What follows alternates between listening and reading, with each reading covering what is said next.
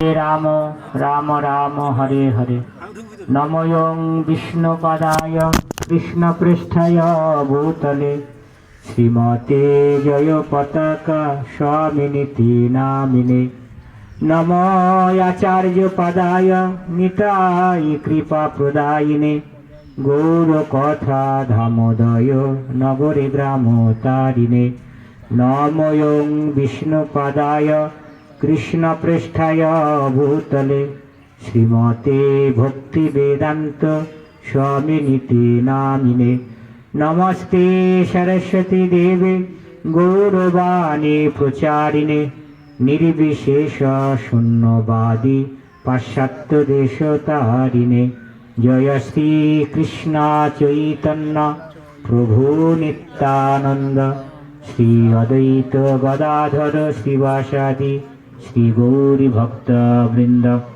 হরে কৃষ্ণ কৃষ্ণ কৃষ্ণ হরে হরে হরে রাম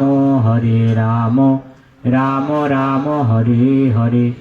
ওম নমো ভগবতে বাসুদেবায় ওম নমো ভগবতে বাসুদেবায় ওম নমো ভগবতে বাসুদেবায়। নারায়ণং নমস্কৃত্যং নরং চৈব নরোত্তমং দেবীং সরস্বতীং ব্যাসং ততো জয়ং উদীরয়েৎ। নষ্ট প্রায়েষু অভদ্রেষু নিত্যং ভগবত সেবয়া ভগবতের উত্তম শ্লোকে ভক্তির ভবতি নৈষ্ঠকি। গুরু কৃপাহি কেবলম গুরু কৃপাহি কেবলম গুরু কৃপাহি কেবলম। সমবেত ভক্তবৃন্দ, সর্বপ্রথমে আমি আমার পরমারাধ্য গুরুদেব শ্রী শ্রীমৎ জয় পতাকা স্বামী গুরু মহারাজ তাঁর শ্রী চরণ কমলে আমি কোটি কোটি দণ্ডবত নিবেদন করি। তদন্তর আন্তর্জাতিক কৃষ্ণ ভাবনামৃত সংঘের প্রতিষ্ঠাতা আচার্য কৃষ্ণ কৃপার্ষি মূর্তি অভয় চরণার বৃন্দ ভক্তি বেদান্ত স্বামী শিল প্রভুপাদ তাঁর শ্রী চরণ কমলে আমি কোটি কোটি দণ্ডবত প্রণতি নিবেদন করছি। তদন্তর নিষ্কিঞ্চন শ্রীনিবাস প্রভু এবং ওনার মাতাজি সত্যভামা দেবী দাসীর বাসভবনে গৃহপ্রবেশ উপলক্ষে যে হরিবাসরের আয়োজন করেছেন, সেই হরিবাসরে উপস্থিত ভক্তবৃন্দ তাদের শ্রীচরণ কমলে আমি আমার প্রণাম নিবেদন করি। আজ আমরা শ্রবণ করব শ্রীমদ্ ভাগবতম চতুর্থ স্কন্ধ পৃথু মহারাজের উপদেশ। এই পৃথু মহারাজ ধ্রুব মহারাজের বংশধর। পৃথু মহারাজের বাবার নাম ছিল বেন রাজা। তা ধ্রুব মহারাজ একজন ভগবানের মহান ভক্ত ছিলেন। সেই ধ্রুব মহারাজের বংশে বেন রাজার মতো একজন অত্যাচারী রাজা তার জন্ম হয়েছিল।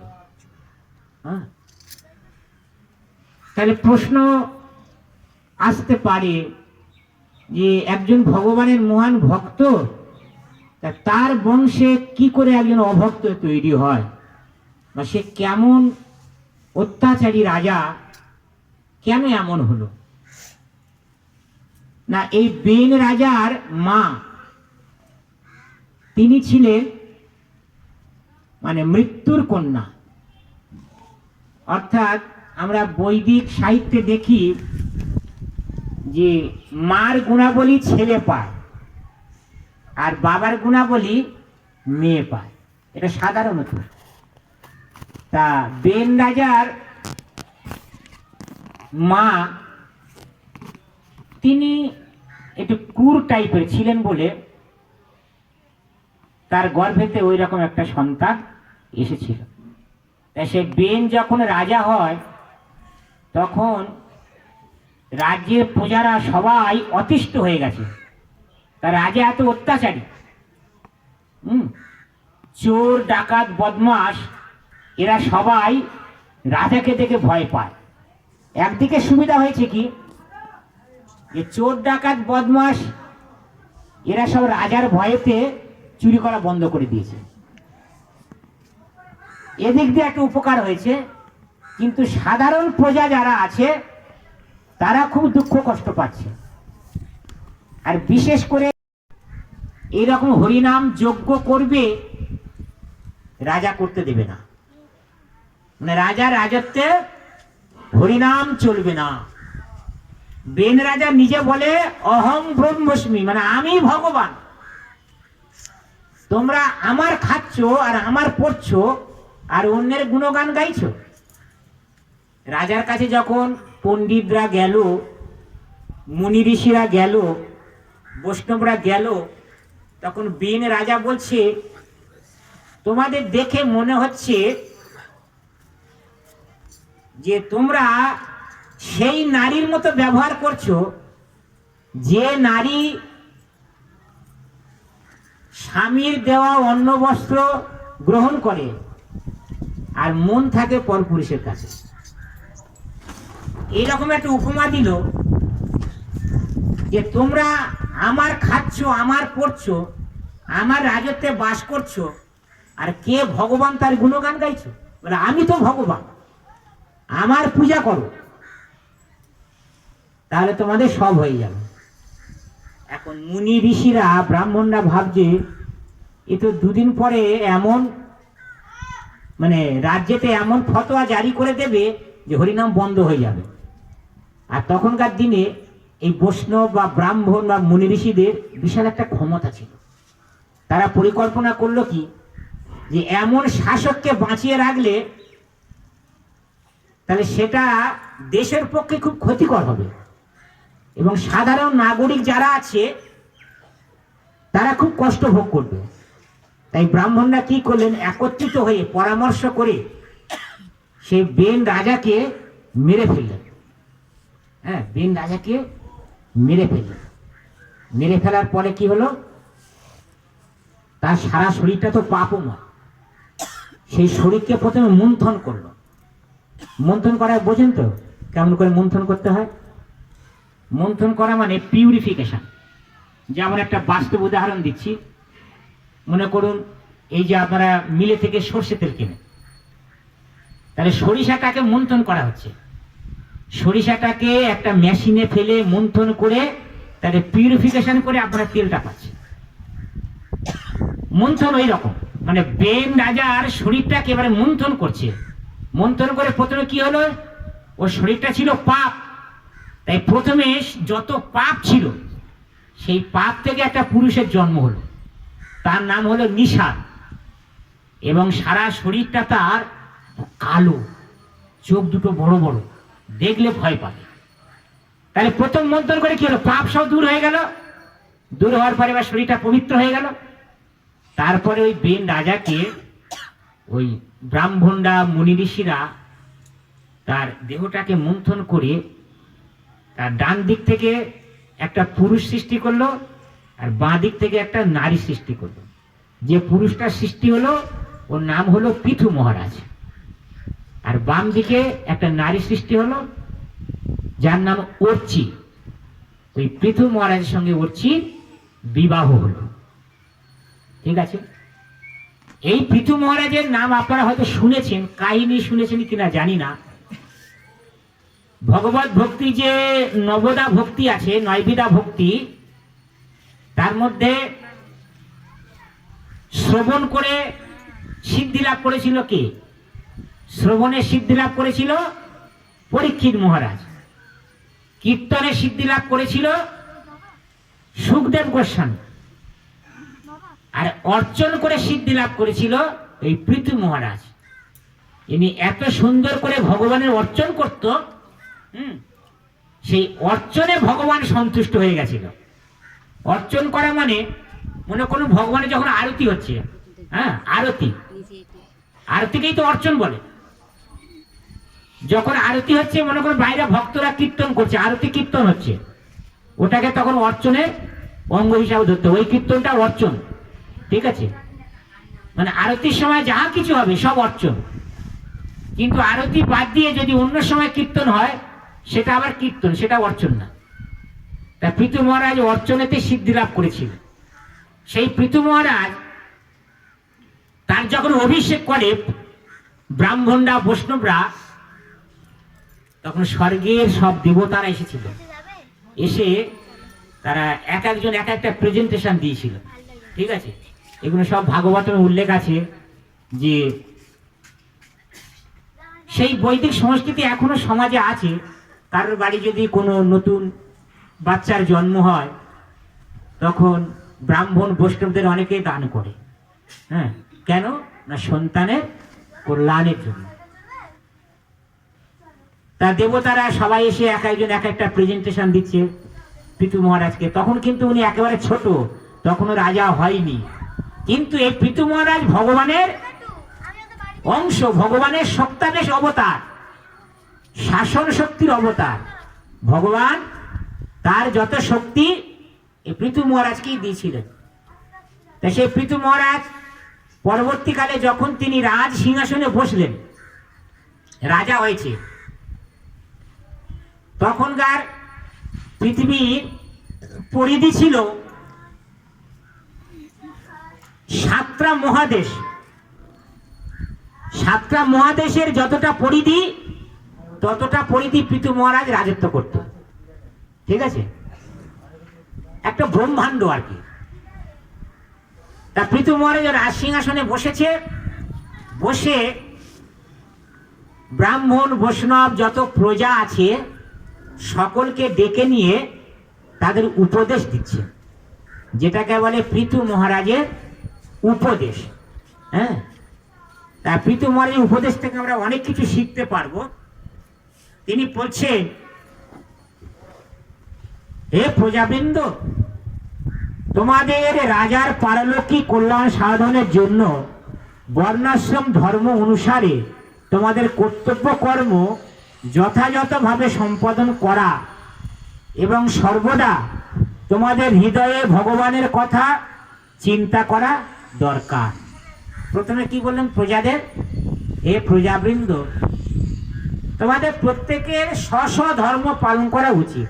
মানে যেটাকে বলা হয় বর্ণাশ্রম ধর্ম। বর্ণাশ্রম ধর্ম কি বলুন তো?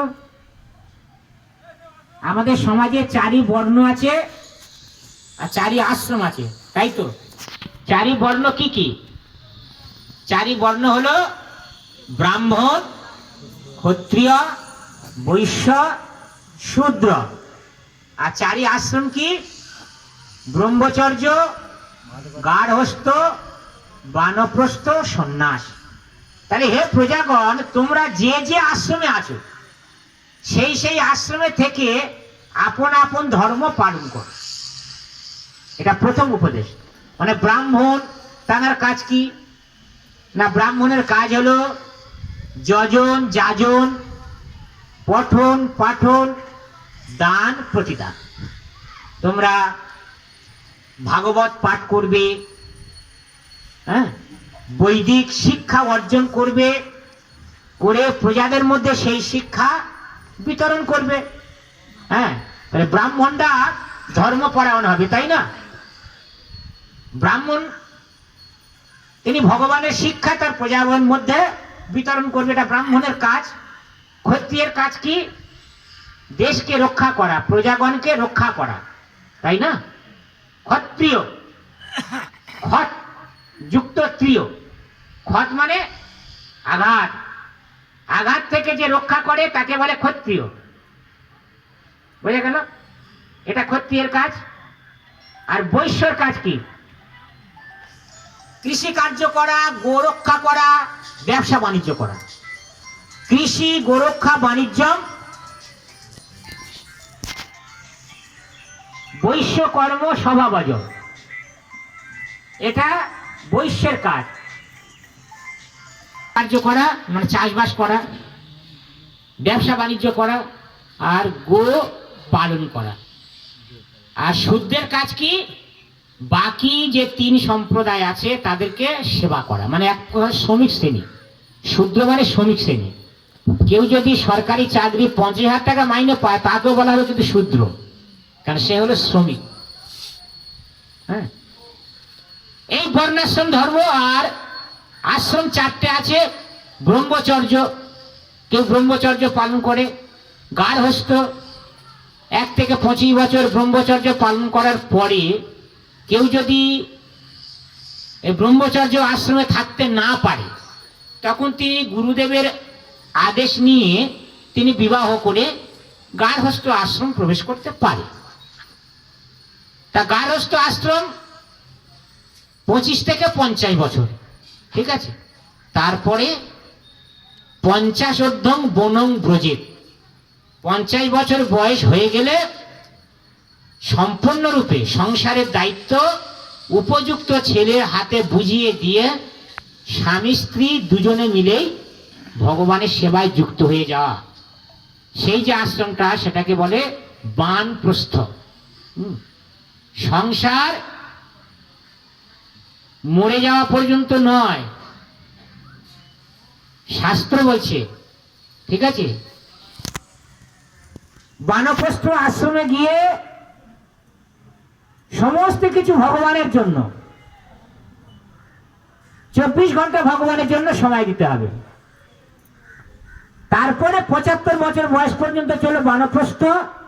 তারপরে যদি ভগবান কৃপা করে বাঁচিয়ে রাখে, তিনি যখন ভগবানের সেবায় যুক্ত থাকে, তখন সে সংসারী থাকলেও কিন্তু আশ্রমে, গৃহস্থ আশ্রমে সে সন্ন্যাস হতে পারে, কারণ তার মন সবসময় ভগবানের সেবায়। তাই তোমরা বর্ণাশ্রম ধর্ম পালন করো। আর কি, তোমাদের হৃদয়ে সর্বদা ভগবানের কথা চিন্তা করো। কি সুন্দর শিক্ষা দিচ্ছেন, তাই না? আমরা যে রাজত্বে বাস করছি, আমাদের রাজা কি শিক্ষা দিচ্ছে, তাই না? তোমরা ভগবানকে ভুলে যাও, তোমরা ভগবানকে ভুলে যাও। বেন রাজার মতো, আমি ভগবান, আমার সেবা করো, ঠিক আছে। আর কি, তোমাদের নিজেদের হিত সাধন হবে। ভগবানকে সেবা করলে কার কল্যাণ হবে? ভগবানের কল্যাণ হবে না আমাদের কল্যাণ হবে? হ্যাঁ, ভগবানের কল্যাণ আপনাকে করতে হবে না। আপনি ভগবানের সেবা করুন, আপনার কল্যাণ আপনা থেকেই হবে, ভগবানের কৃপাতে, তাই না? তোমাদের রাজার পারলৌকিক কল্যাণ সাধন হবে, তোমরা তার প্রতি অনুগ্রহ প্রদর্শন করবে। মানে তোমাদের যেমন কল্যাণ হবে, তেমনি আমারও কল্যাণ হবে। অর্থাৎ মনে করো, রাজা রাজত্বে যত প্রজা আছে, হ্যাঁ, রাজা যদি ভালো কাজ করে, তাহলে রাজার সেই ভালো কাজের জন্য প্রজাদের কল্যাণ হবে। হ্যাঁ, এবং রাজার এই ভালো কাজের 1/6 প্রজারা পাবে, ঠিক আছে। আবার প্রজারা যদি পাপ কর্ম করে, প্রজারা যদি পাপ কর্ম করে, তাদের তো নিজেদেরই পাপ হবে, সেই সঙ্গে সেই রাজারও 1/6 পাপ রাজাকেও নিতে হবে। এখান থেকে এই শিক্ষা, এটা শুধু রাজার জন্য নয়, যিনি সংসারের মালিক, যিনি গুরুদেব, এটা তাদের ক্ষেত্রে প্রযোজ্য। গুরুদেব তিনি দীক্ষাকালে শিষ্যকে পাপ থেকে মুক্ত করে দীক্ষা দিয়ে দিচ্ছে, তাই না? তাহলে গুরুদেব তিনি পাপ মুক্ত করে দীক্ষা দিল, পবিত্র করে দিল। এবারে দীক্ষা পাওয়ার পরে শিষ্য যদি আবার পাপ কাজ করে, তাহলে সেই শিষ্যের পাপ কর্মের ফল গুরুদেবকে 1/6 পেতে হবে, যার কারণ স্বরূপ গুরুদেব দুঃখ কষ্ট পায়।